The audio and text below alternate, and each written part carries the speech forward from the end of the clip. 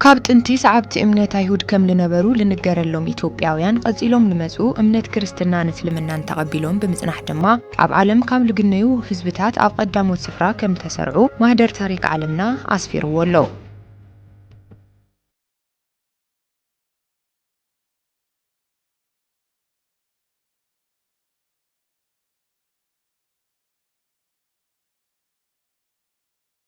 ነዚ እዩ ብዙሓት ጸሓፍቲ ካብ ጥንቲ ጀሚሩ ሰዓብቲ እምነት አይሁድ ከም ልነበሩ ልንገረሎም ኢትዮጵያውያን ቀፂሎም ልመጹ እምነት ክርስትናን እስልምናን ተቐቢሎም ለጽንሑ ህዝብታት እዮም ልብሉ ጽሑፋት ኣብ መጽሓፍቶም ለስፈሩ። እዚ ታሪክ ኣብ ኢትዮጵያ እዩ ልግነ። ኢትዮጵያውያን ድማ ካብ ጥንቲ ጀሚሮም ፍትሓዊ ልኾነ ኣገዛዝኣ ዝነበሮም ንደቂ ሰባት ልርሕርሕ ሕጊ ለለዋ ሃገር ምንባራ ለዘኻኽር እዩ። እዚ ኣብ ኢትዮጵያ ለሎ ብሰዓብቲ እምነት እስልምና ድማ ልዑል ቦታ ልበሃዎ ታሪካዊ መስጂድ አልነጃሺ ኣብ ክልል ትግራይ ከባቢ ክልታው ላዕሎ ይግነ።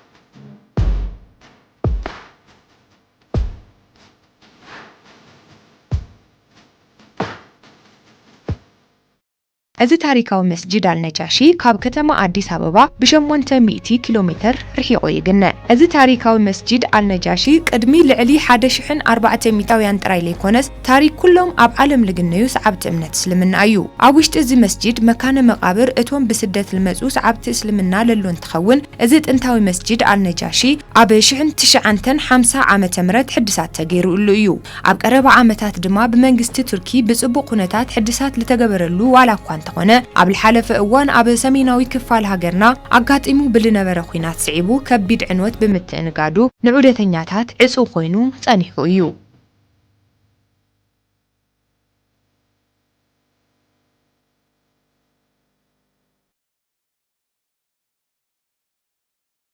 ኣብዚ ሕዚ እዋን ድማ ብመሰረት ትግበራ ውዕሊ ሰላም ፕሪቶሪያ ድሕሪ 4 ዓመታት ንዑደተኛታት ክፍቲ ልኾነ ታሪካዊ መስጂድ አልነጃሺ ኣብ ውሽጢ ዓድን ወፃእን ልነብሩ ኢትዮጵያውያን ትውልደ ኢትዮጵያውያንን ናብቲ ከባቢ ኸይዶም ዑደት ንክገብሩ ነበርቲ እቲ ከባቢ ጻውዒት ኣቕሪቦም። ያው ርሑቕ ዘለኹም ኣብ ቀረባ ማለት እዩ ያው ዘየርቲ ዝያራት ደልዩ ነጃሺ መጽኹም ዘየርኩም ክትኮዱ ምንም ዓይነት ችግር የለ ክፍቲ እዩ። ንሕና እውን ተቐቢልና ክነስተናግደኩም ዘግጄና ድሕሪ ውዕል ፕሪቶሪያ ሰላም ስለ ዝኾነ ኣብ መላእ ዓለም ትርከቡ ተጋርት ሆኖ ኣምሓሩ ሆኖ ኦሮሞ ሆኖ ላብ ነጋሽ ላብ ትግራይ መጽኹም ክትጉብንዩ ታሪኩም ክትፈልጡ ትግራዋይ ይኹን ኣምሓራ ይኹን ሓደ ኢና ብብሔርና ሓደ ኢና ስኡልና ብልኾነ ፖለቲካ ዓነ ተጋጭና ሓደ ኢና ደምን ሓደ እዩ ኣምሓራ ይኑል ኦሮሞ ይኑል ላብ ትግራይ ክትመጹ ግን ነተሓሳስብ ብትሕትና ነተሓሳስብ ማለት እዩ። ለም ሚድያ ላባኻቱም ላብ ሓደ ሚድያ ከም ልመጹ ደገለለው ሃፋትም ይኹን ፈረንጅ ይኹን ኩሎም እሲ ብቱሪዝም ባእኻቱም ክስሓቡ ኢና እንደሊ። ኣብ ክልል ትግራይ ከባቢ ክልታው ላዕሎ ልግነ ታሪካዊ መስጂድ አልነጃሺ ኣብ ሰሜናዊ ክፋል ሃገርና ኣጋጢሙ ብልነበረ ኩናት ከቢድ ጉድኣት ከም ልበጽሖ ልሓበሩ እቶም ርእይቶ ለሃቡና ወገናት ሃይማኖታውን ታሪካውን ትሕዝትኡ ብልሓለው መልክዕ ሙሉእ ጽገና ንክግበርሉ ድማ ተላብዮም። ሚኒስተር ባህልን ቱሪዝም ፌደራል ምስ ክልል ተሓዋዊሮም ልኽሰርሑልና ኢና ብትሕትና ንገልጽ ማያኣትየና ኣሎ ይባላሸየና ኣሎ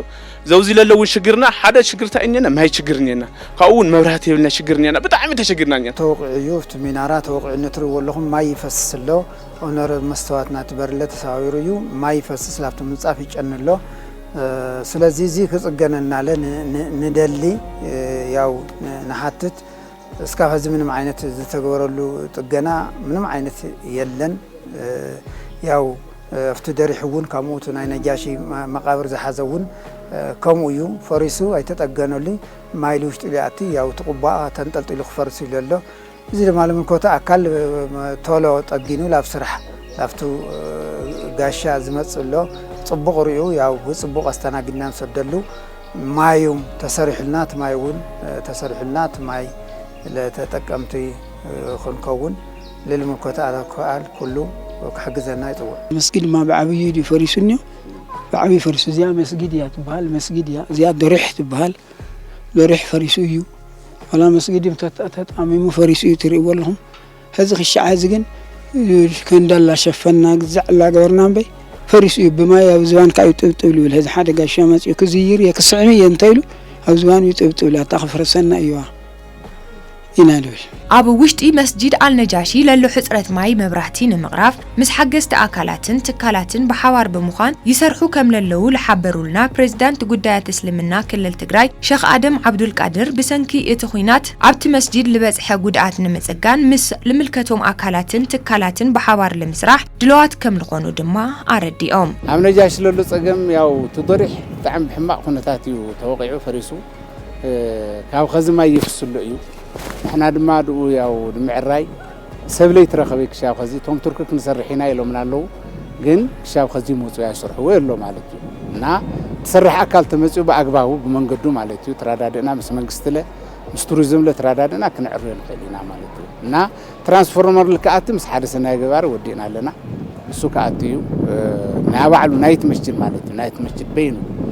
ስለዚህ ናይ ከተማተ ይሆነ እና መስጂድ ማለት እዩ እና ከቲ የልበለና ሰበላ ወቁር ማዓልት ካአት እዩ ስለዚህ ኣብ ነጃሽ ዙሪያ በደንብ ክስራሕ ኣሎ ነጃሽ ማለት ያው ሃምቱ ሁሉ ናይ ትግራይ ቅርሲ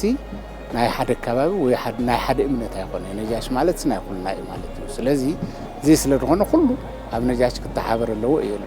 ببرك هاجر دما نتي لبصح ጉድኣት ንምጽጋን ኣብ ቱርኪ ልግነ ቲካ ምስል በሃል ዓለም ለኸ ትካል ምትሕብባር በሓባር በመዃን ህጹጽ ጽገና ንክግበረሉን ካልኦት ኣብ ክልል ትግራይ ልግነዩ ጉድኣት ልበጽሖም ሓድግታት ድማ ተመሳሳሊ ጽገና ንክግበረሎም ኣብ ምንቅስቓስ ከም ልግነዩ ሚኒስተር ዴኤታ ቱሪዝም ስለሺ ግርማ ገሊጾም ኣለው በነጃሺ መስጊድ አልነጃሺ ንምጽጋን ቲካ ምስል ተባለ ዓለም ለኸ ትካል ብምትሕብባር ቱርኪ በሓባር በመዃን ህጹጽ ጽገና ንክግበረሉን ኣብ ኤርፖርት ኣክሱም ተመሳሳሊ ስርዓቲ ንክጅመር ጻዕርታት ኣብ ምግባር ንርከብ